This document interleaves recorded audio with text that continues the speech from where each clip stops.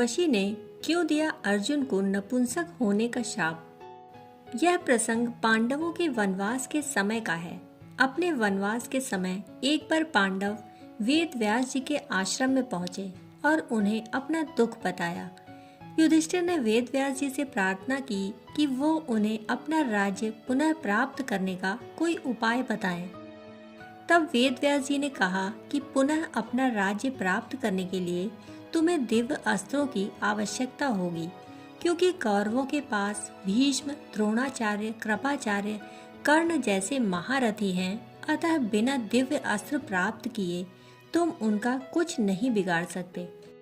युधिष्ठिर के यह पूछने पर कि वह देवताओं से यह दिव्य अस्त्र कैसे प्राप्त करे, वेद व्यास जी ने कहा कि आप सब में केवल अर्जुन ही देवताओं को प्रसन्न करके दिव्यास्त्र प्राप्त कर सकते हैं। अतः अर्जुन को ही देवताओं को तपस्या करके प्रसन्न करना चाहिए। वेद व्यास जी के ऐसे वचन सुनकर अर्जुन तपस्या करने के लिए अकेले ही रवाना हो गए। अर्जुन उत्तराखंड के पर्वतों को पार करते हुए एक अपूर्व सुंदर वन में जा पहुंचे। वहां के शांत वातावरण में वे भगवान शंकर की तपस्या करने लगे। उनकी तपस्या की परीक्षा लेने के लिए भगवान शंकर एक भील का वेश धारण कर उस वन में आए। वहां आने पर भील रूपी शिव जी ने देखा कि एक दैत्य शूकर का रूप धारण कर तपस्यारत अर्जुन की घात में है। शिव जी ने उस दैत्य पर अपना बाण छोड़ दिया। जिस समय भगवान शिव ने दैत्य को देखकर बाण छोड़ा, उसी समय अर्जुन की तपस्या टूटी और दैत्य पर उनकी दृष्टि पड़ी। उन्होंने भी अपना गांडीव धनुष उठाकर उस पर बाण छोड़ दिया। शूकर को दोनों बाण एक साथ लगे और उसके प्राण निकल गए। शूकर के मर जाने पर भील रूपी शिव जी और अर्जुन दोनों ही शूकर को अपने बाण से मरा होने का दावा करने लगे। दोनों के मध्य विवाद बढ़ गया और विवाद ने युद्ध का रूप धारण कर लिया। अर्जुन निरंतर भील पर गांडीव से बाणों की वर्षा करते रहे, किंतु उनके बाण भील के शरीर से टकरा टकरा कर टूटते रहे और भील शांत खड़े हुए मुस्कुराते रहे। अंत में उनके तरकश के सारे बाण समाप्त हो गए। इस पर अर्जुन ने भील पर अपनी तलवार से आक्रमण कर दिया। अर्जुन की तलवार भी भील के शरीर से टकराकर दो टुकड़े हो गई। अब अर्जुन क्रोधित होकर भील से मल्ल युद्ध करने लगे। मल्ल युद्ध में भी अर्जुन भील के प्रहार से मूर्छित हो गए। थोड़ी देर पश्चात जब अर्जुन की मूर्छा टूटी तो उन्होंने देखा कि भील अब भी वहीं खड़े मुस्कुरा रहे हैं। भील की शक्ति देखकर अर्जुन को अत्यंत आश्चर्य हुआ और उन्होंने भील को मारने की शक्ति प्राप्त करने के लिए शिव मूर्ति पर पुष्प माला डाली, किंतु अर्जुन ने देखा कि वह माला शिव मूर्ति पर पड़ने के स्थान पर भील के कंठ में चली गई। इससे अर्जुन समझ गए कि भगवान शंकर ही भील का रूप धारण करके वहां उपस्थित हुए हैं। अर्जुन भगवान शंकर के चरणों में गिर पड़े। भगवान शंकर ने अपना असली रूप धारण कर लिया और अर्जुन से कहा, हे अर्जुन, मैं तुम्हारी तपस्या और पराक्रम से अति प्रसन्न हूँ और तुम्हें पशुपत्यास्त्र प्रदान करता हूँ। भगवान शंकर अर्जुन को पशुपत्यास्त्र प्रदान कर अंतर ध्यान हो गए। उसके पश्चात वहां पर वरुण, यम, कुबेर, गंधर्व और इंद्र अपने अपने वाहनों पर सवार होकर आ गए। अर्जुन ने सभी देवताओं की विधिवत पूजा की। यह देखकर यमराज ने कहा, अर्जुन, तुम नर के अवतार हो तथा श्री कृष्ण नारायण के अवतार हैं। तुम दोनों मिलकर अब पृथ्वी का भार हल्का करो।